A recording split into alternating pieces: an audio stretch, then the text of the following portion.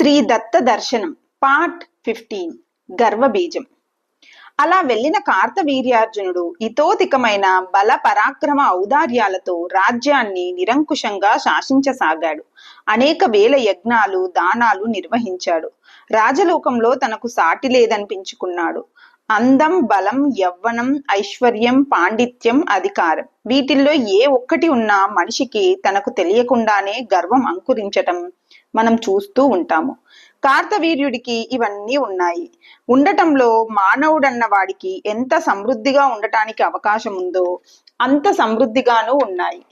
ఇది చాలక వీటన్నింటినీ మించిన సమృద్ధిలో దత్తదేవ ప్రసాదలబ్ధమైన అతిమానుష శక్తి ఉన్నది. అంత శక్తి ఉన్నాక, ఇంత అంతఃసారం ఉన్నాక, ఇంత లోకోత్తరమైన కీర్తిని సంపాదించినాక ఎంతటి వాడికైనా కొంచెం గర్వం అంకురించటంలో ఏ మాత్రమూ వింత లేదు. నిజానికి కార్తవీర్యుడి హృదయాంతరాలలో గర్వబీజాలు దత్తస్వామి దగ్గర యోగ సిద్ధిని పొందకముందే చోటు చేసుకున్నాయి. అవును, అంతకు ముందు ఆయన ఇచ్చిన వరాలు సామాన్యమైనవా మరి? పైగా అప్పటి పరిస్థితులన్నీ అలా కూడి వచ్చాయి. దైవ సంకల్పాన్ని ఎవరు చెప్పగలరు, ఎవరు తప్పించగలరు? తండ్రి అయిన కృతవీర్య చక్రవర్తి హఠాత్తుగా పోవడంతో అప్పటిదాకా తలలెత్తకుండా పడి ఉన్న సామంతులంతా చొట్ట చేతుల వాడన్న చులకనతో మితిమీరి ప్రవర్తించసాగారు. దాంతో కార్తవీర్యార్జునుడు ఈ మానవులలోనే కాదు, దేవ దానవ యక్ష గంధర్వాదులలో సైతం మొనగాడినని రొమ్ము విరిచిన ప్రతి వాడిని అణచవలసి వచ్చింది. చివరికి తన రాజ్యంలో తను తప్ప మరెవ్వడూ ఆయుధం ధరించడానికి వీల్లేదని శాసించేదాకా పోవలసి వచ్చింది. ఇంత చేస్తూ కూడా అతడు తన మనస్సులో గర్వరేఖలు తలెత్తనే రాదని జాగ్రత్త పడుతూనే ఉన్నాడు. కానీ గర్వం చాప కింద నీరు లాంటిది. తాను గర్వాన్ని జయిస్తున్నాననే రూపంలో అది ఆ చక్రవర్తి హృదయంలో దూరనే దూరింది. తరువాత అతని దృష్టి అంతా బ్రాహ్మణుల మీద పడింది. తాను దత్తస్వామిని ఆశ్రయించి ఇంత లోకోత్తర దివ్యశక్తి సంపాదించుకుంటే అడవుల్లో ఆకులు అలములు మేసి జన్మంతా ముక్కుపట్టుకు వేళ్లాడే ఈ బాపన సాముల్లో ఎవ్వడూ దీన్నంత గొప్ప విషయంగా తీసుకోలేదు సరికదా.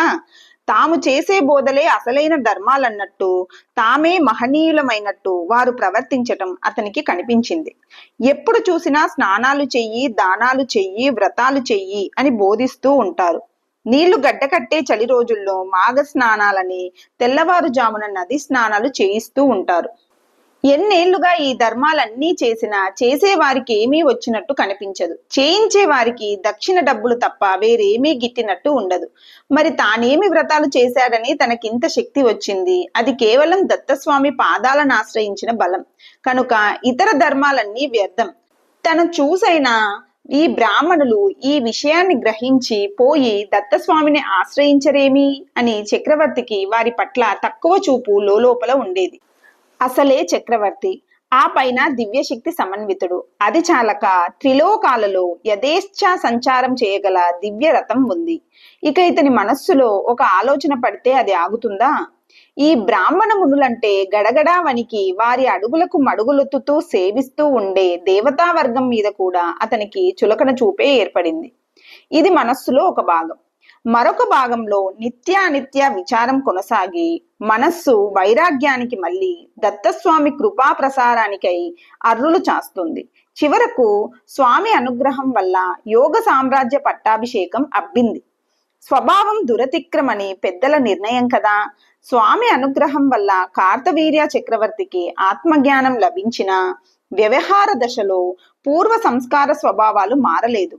దత్తస్వామి పట్ల భక్తి మాత్రం నిరంతరంగా వృద్ధి చెందుతూనే ఉంది. ఒకసారి స్వామి దర్శనానికి వెళ్ళినప్పుడు మనస్సులో ఉండబట్టలేక జనం ఇంత వెర్రిగా మాఘ స్నానాలని చలిలో నానా యాతన పడతారు కదా, దీనివల్ల ఫలం ఉందంటారా అని స్వామినే అడిగాడు.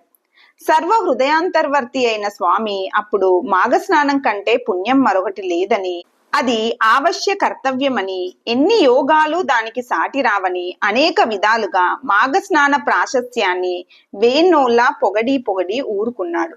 అక్కడితో ఆగక క్షేత్రాల ప్రాశస్త్యాన్ని, తీర్థయాత్రా ప్రాశస్త్యాన్ని, ప్రయాగ తీర్థ మహత్వాన్ని, వివిధ దానాల ఫలాన్ని, దేవాపూజ ఫలాన్ని అతి విస్తారంగా వివరించి చెప్పాడు. చక్రవర్తికి ఆశ్చర్యం కలిగింది. కానీ స్వామి హృదయం అంతగా మనస్సుకు పట్టలేదనిపించింది. అయినా స్వామి సెలవయింది కనుక ప్రజలందరినీ ఆయా ధర్మాలు చెయ్యండని ప్రోత్సహించడం ప్రారంభించాడు. రాజ్యపాలన ఎప్పటిలాగా సాగిపోతోంది. అంతర్ముఖులైన మహర్షులు ఇతడు ధర్మంగా రాజ్యపాలన చేస్తున్నాడు అంతే చాలని సంతోషించారే కాని వారికి అంతకన్నా ఏమీ పట్టలేదు. కానీ దేవతా వర్గాల వారికి మాత్రం ఇతని నిరంకుశత్వం అవమానకరంగా పరిణమించింది. ముఖ్యంగా దత్తస్వామి ఇచ్చిన విమానం అధిరోహించి సమయాసమయాలు లేకుండా చిన్నా పెద్ద లేకుండా దివ్య లోకాల్లోకి సైతం యథేచ్ఛ విహారంగా ఇతను వస్తూ ఉండడం దేవతా వర్గాల వారికి సహించరాని విషయం అయింది. తమని అవమానించే ఉద్దేశంతోనే అతనిలా చేస్తున్నాడని వారికి దృఢంగా తోచింది. దాంతో వారందరికీ ఇతని మీద కన్నెర్ర మొదలయ్యింది. దేవతలకు కన్నెర్రైతే అది ఊరికే పోదు కదా. హితబోధ. ఒకనాడు కార్తవీర్య చక్రవర్తి కొలువు తీరి ఉండగా మహాసభలో ఏదో ప్రసంగంలో బ్రాహ్మణ ప్రశంస వచ్చింది. మంత్రి పురోహితాదులు అనేకులు బ్రాహ్మణ మహత్వాన్ని అధికంగా మెచ్చుకోసాగారు. అప్పుడు చక్రవర్తి ఇంతెత్తున లేచాడు. సభా మర్యాద అయినా గణించకుండా లేచాడు. సభికులంతా ఆశ్చర్యపోయారు. అతని ఈ విధంగా మాట్లాడడం వారింతవరకు ఎరగరు. ఇన్నాళ్ళు లోపల దాచుకున్నాడు కాబోలు, ఇవాళెందుకో ఉండబట్టలేక కక్కేశాడు అనుకున్నారు జనమంతా. నిగ్రహానుగ్రహాలు రెండింటిలోనూ తనకి చాలిన వాడి ఈ భూమండలంలో లేడని వాచ్యంగా అనేశాడు ఆ రోజు. ఆ అనడంలో మొహమంతా కందగడ్డ చేసుకుని గుడ్లు ఉరిమి మరీ అన్నాడు. ఆ మాటలు విని సభలోని వారంతా లోపల గర్హించుకొని కూడా భయం వల్ల మట్టి బొమ్మల్లా నిలబడిపోయారు. అప్పుడు వాయుదేవుడు తనలో తను ఆలోచించుకొని తనకు ఇతని వల్ల రాగల భయమేదీ లేదని నిశ్చయించుకొని ప్రత్యక్షాకారంతో సభలో సాక్షాత్కరించి తీవ్ర స్వరంతో ఇలా చెప్పసాగాడు. రాజా, ఏమంటున్నావు? మళ్ళీ అను. నీకు సాటైన వారే లేరా భూమి మీద? ఏమి తెలివి, ఏమి తెలివి! ఈ లోకాలు 14ంటికి నారాయణమూర్తి ప్రభువా? ఆయన బ్రాహ్మణ పాదాలనే ఆశ్రయించి ఉంటూ ఉంటాడా? ఆ బ్రాహ్మణులు ఈ భూమిలో ఎక్కడ పడితే అక్కడున్నారా? వారందరూ దిక్కు లేకుండా పోయి నువ్వొక్కడివి సాటిలేని తపస్విగా మిగిలావా? ఏం మాటలివి? ఇలాంటి మాటలు ఇంకెప్పుడు ఎత్తకు, నవ్వుతారు నలుగురు. ఏదో 3 నాళ్ల ముచ్చటగా మానవ జన్మ ఎత్తాము. ఎంతో కొంత సాధన చేసి భవసంతాపాన్ని హరించుకునే మార్గం చూసుకుందామనే తెలివి లేకపోగా, కనీసం ఏ పుట్టలో ఏ పాముందో అనే ఆలోచనైనా లేకుండా ఇంత బ్రతికి చివరికి ఈ పాండిత్యం సంపాదించావన్నమాట. మర్యాద లవలేశమైనా లేని ఆ మాటలు విని చక్రవర్తి మొగమంతా జేగురు ముద్ద చేసుకుని గీంకరించాడు. కాని వాయుదేవుడు అతన్ని ఎంత మాత్రం లెక్క చేయక అంతకన్నా తీవ్ర స్వరంతో తాను చెప్పదలుచుకున్నది కొనసాగించేశాడు. పోని ఇతర బ్రాహ్మణులు తీసిపారేయి, ఆ భృగువుని, వశిష్ఠుణ్ణి, కశ్యపుణ్ణి కూడా మెచ్చుకోవా? అగస్త్యుడి కథ విన్నావా నువ్వు? పోని ఆ మహనీయుడు అత్రి మహర్షి మాట గుర్తుందా? ఆ బ్రహ్మర్షి కొడుకు తండ్రి పేరుతోనే తన్ను పిలిపించుకొని మురిసిపోయే దేవదేవుడు దత్తదేవుడు అనుగ్రహించబట్టి కదా నీ చుట్ట చేతులు పైకి లేచి నీ అన్నం నువ్వు తినగలుగుతున్నావు. ఆ మాట ఈ పాటికి మర్చిపోయి ఉంటావులే. దత్తస్వామి ప్రసంగం వచ్చేసరికి చక్రవర్తి నీళ్లల్లో తడిసిన నిప్పురవ్వలాగా నిలువెల్లా చల్లబడిపోయాడు. అతనికి కళ్ళు లోపలికి తిరిగినట్లయింది. తన మాటల్లో ఉన్న దోషం అతనికి ఇప్పుడు స్పష్టంగా కనిపించింది. అంత హీనంగా, నికృష్టంగా తానెలా మాట్లాడగలిగానని సిగ్గుపడిపోయాడు. వాయుదేవుడు తన వాగ్దాటిని కొనసాగిస్తూనే ఉన్నాడు. నిన్నని ఫలమేముంది? నీ ఈ గర్వానికంతటికీ ఆ దత్తదేవుడే మూల కారణం. ముక్కు పట్టుకోవాలంటే చెయ్యైనా కదలని నీకు మహాయోగ సామ్రాజ్య పదవిని కట్టబెట్టాడా మహానుభావుడు. అంత పని చేసిన ఆ వెర్రి స్వామికి గర్వం కలగలేదు, ఒక్కరిని తూడనాలలేదు. నీకు మాత్రం నేను యోగినని, తపస్వినని గర్వం అప్పుడే ఆకాశమండలం దాటింది. రాజా, నీ హితాన్ని కోరుతున్నాను కనుక దారి తప్పునప్పుడల్లా పెద్దలు వచ్చి నాకు హితాన్ని ఉపదేశించాలని దత్తదేవుణ్ణి కోరి ఉన్నావు కనుక చెబుతున్నాను, విను, జాగ్రత్తగా విను. ఈ అనాది కాలంలో బ్రాహ్మణ సహాయం లేకుండా రాజ్యమేలిన రాజు లేడు. ఇవాళ నువ్వు కూడా ఇంత విర్రవీగగల స్థితికి ఆ దత్తస్వామి వల్లే వచ్చావని గుర్తుంచుకో. ఇతరులని తూలనాడే నైత్యానికి దిగజారి ఆ స్వామికి తలవంపులు తీసుకురాకు. వాయుదేవుడు తన ఉపన్యాసాన్ని ఉపసంహరించాడు. చక్రవర్తి ముఖంలో పశ్చాత్తాపం స్పష్టంగా గోచరిస్తోంది. అతను చేతులు జోడించి సింహాసనంలోంచి లేచి నిలబడి తల వంచి నమస్కరించి, వాయుదేవా, నీ అనుశాసనాన్ని శిరసా వహించి ఈ పొరపాటు మళ్లీ రాకుండా జాగ్రత్త పడతాను అని అరమరికలు లేకుండా స్పష్టంగా పలికాడు. అది విని సభ మళ్లీ ఆశ్చర్యపోయింది. తప్పొప్పుకోగల ధైర్యాన్ని మించిన ధైర్యం లేదు. అందుకే ఇతను ఇంత లోకోత్తరుడైన చక్రవర్తి అయ్యాడు అని వారంతా లోలోపల అభినందించారు. వాయుదేవుడు రాజుకు స్వస్తి పలికి అంతర్ధానం పొందాడు. దేవ పరీక్ష.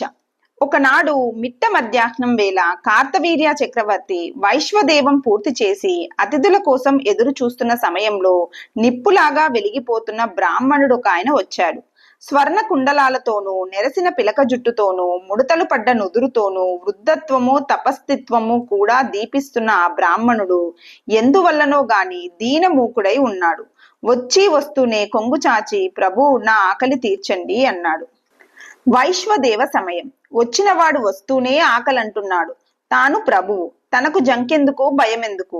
మీకెంత కావాలంటే అంత తినండి, తృప్తిగా తినండి. చక్రవర్తి మామూలుగానే అన్నాడు మందస్మిత పూర్వకంగా.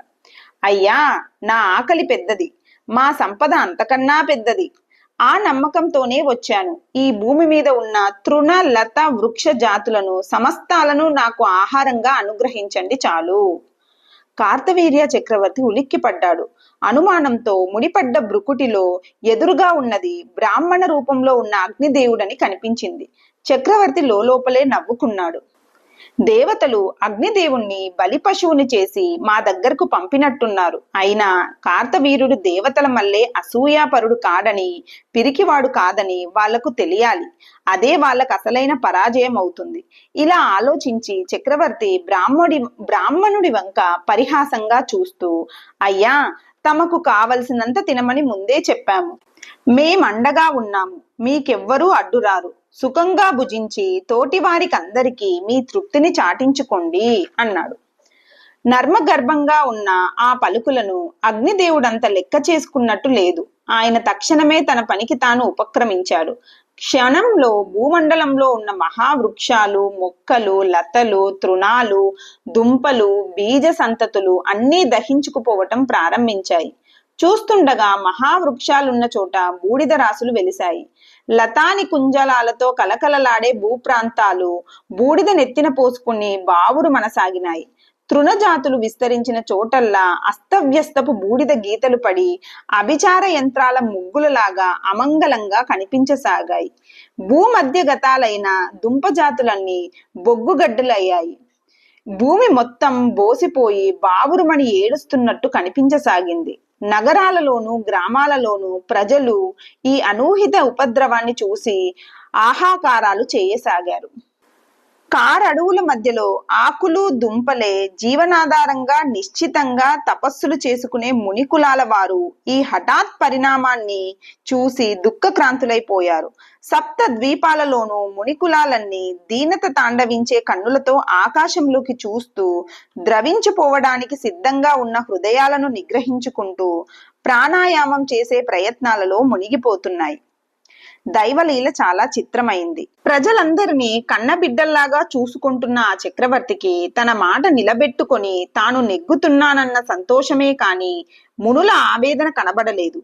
ఆకులు, అలలే జీవనాధారమైన జంతుకోటుల ఆక్రోశాలు, ఆక్రందనలు అతని చెవికి పడలేదు. రేపు అంబా అని అరిచే లేగదూడకు పాలెలా అందియగలుగుతానని విలవిలలాడే గోమాత గోడు ఆ ప్రభు హృదయానికి తగలనే లేదు. నానావిధ జీవరాశుల శోక తరంగాలు ఆ సామ్రాట్టు హృదయ కవటాల్ని దాటి లోపలికి పోలేదు. దైవం అంతటితో ఆగలేదు. సరయూ తీరాన సమాధిగతుడై నిశ్చలంగా ఉన్న వశిష్ఠ మహర్షికి హఠాత్తుగా ఉద్భవించిన హాహాకారాలు సమాధి భంగం చేశాయి. కనులు తెరిచిన మహర్షికి ఎట్ట ఎదుటగా బూడిద రాసులెత్తి ఉన్న తపోవనము, శోకం మూర్తీభవించిన శిష్యజనము కనిపించారు. శాంతి అనే పదం ఆయన వల్ల పుట్టింది. అలాంటి మహనీయుడా మహర్షి. అలాంటి వాడికి అదేం చిత్రమో ఆనాడు అవధులు లేని కోపం ఎగతట్టుగా వచ్చింది. అప్రయత్నంగానే దివ్య దృష్టితో చూశాడు. భూమి మీద ఉన్న సర్వ వృక్ష జాతులను దహించుకుంటూ శరవేగంతో పోతున్న అగ్నిదేవుడు ఆయనకు వెనుకగా మీసం మీద చెయ్యి వేసుకుని ముసిముసి నవ్వులు నవ్వుకుంటూ అనుసరిస్తున్న ధనుర్బాణాలు ధరించిన కార్తవీర్యార్జునుడు కనిపించారు. ఆయనకు విషయం అర్థమైపోయింది. రాజసం గడ్డకట్టి ఉన్న ఆ చక్రవర్తి ముఖం చూడగానే ఆ ముని చక్రవర్తికి కోపం మరింత పెచ్చు పెరిగింది. ఓరి రాజదమ, నీ పనా ఇది? ఊరివారి ఆస్తులు దానం చేసే మహాదాతవు నీ ఒక్కడవే పొడుచుకొచ్చావురా.